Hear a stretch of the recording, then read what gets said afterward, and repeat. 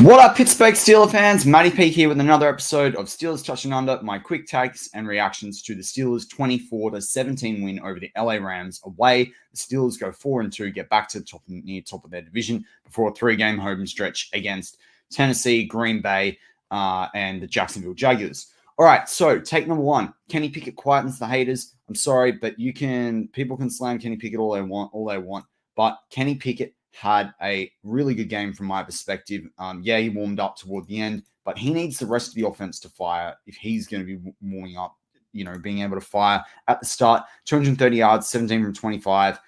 He was sacked twice. Steelers still get the win. He had the sneak as well on the key fourth down. He had the touchdown as well, the key push. So I liked it, what I saw there from Kenny Pickett today. Kenny Pickett quietens the haters for me.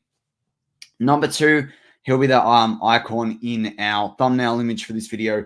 But Diontae Johnson back was huge today for the Pittsburgh Steelers. 107 yards off 5 receptions, 21.4 average. Huge. There was the play that unfortunately Pickens had pulled back. That Diontae had done that, come back across the field, and shift. There was a play where Diontae came back toward Kenny Pickett in the first half as well. All those were really good things from Diontae. Diontae had this 79 yards, 15.8 average, but he opened up George Pickens. George Pickens has been playing really well, but how much easier is it for George Pickens when he's got Diontae Johnson on the field as well? So yeah, Diontae, he is hyped. He looks back. He looks ready, and that's a great thing for the Pittsburgh Steelers.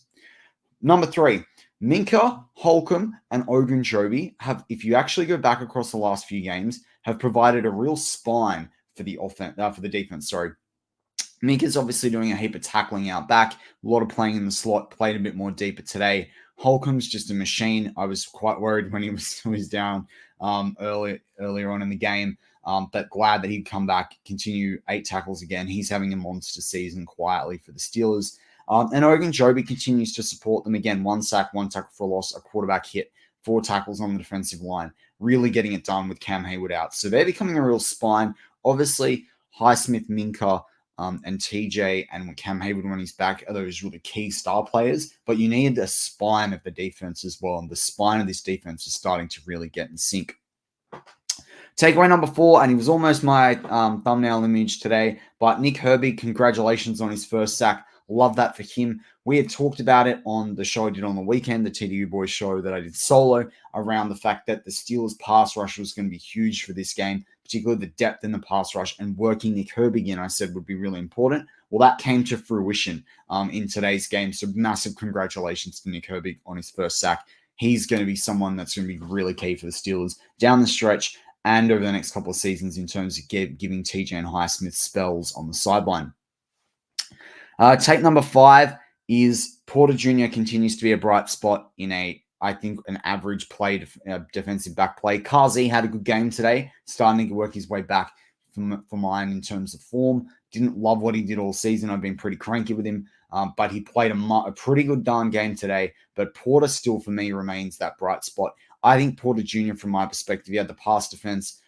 He had that particularly in the first half. He had that play where he shut down. I think it was Cup, or it was Cup on Puka. But basically, if the Rams had got that play, they would have put themselves in scoring territory. So really like what Porter Jr. continues to do with the time that he sees on the field.